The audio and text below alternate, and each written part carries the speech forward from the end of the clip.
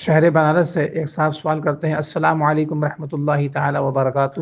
حضرت مفتی صاحب قبلہ کی بارگاہ میں سوال عرض ہے کہ زید کو معلوم ہونے کے باوجود اس نے ایک وہابی لڑکی کا نکاح سنی لڑکے سے محلے کے بڑے سرداران کے اصرار پر پڑھا دیا۔ جب زید کے دوستوں نے اس کی مذمت کی تو وہ توبہ کرنے کے لیے تیار ہو گیا، لیکن اس کا نفس اسے روک دیتا ہے۔ حضرت سے عرض یہ ہے کہ زید پر کیا حکم لگے گا اگر اس نے توبہ نہ کی، اور اگر توبہ کرنا چاہے تو کیا اعلانیہ توبہ کرنی ہوگی اور تجدید نکاح بھی؟ زید حافظ بھی ہے، عالم بھی ہے اور امامت بھی کرتا ہے، محلے کی مسجد میں، رہنمائی فرمائیں۔ وعلیکم السلام ورحمۃ اللہ وبرکاتہ۔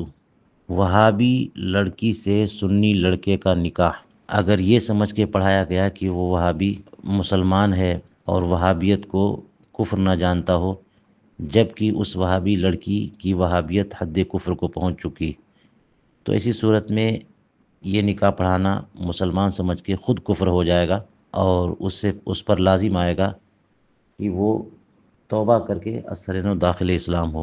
اور اگر اسے وہابی جان کر علاقے کے بڑے اور سرداران کے اصرار پر بادل نخواستہ نکاح پڑھا دیا تو یہ حرام کام کیا، تب اس پر کفر کا حکم نہیں آئے گا، لیکن پھر بھی توبہ کرنا اس پر لازم ہے۔ اب یہ کہ نفس روکتا ہے تو نفس کی نہ سنے، بلکہ اپنی آخرت کی فکر کرے اور توبہ کر لے۔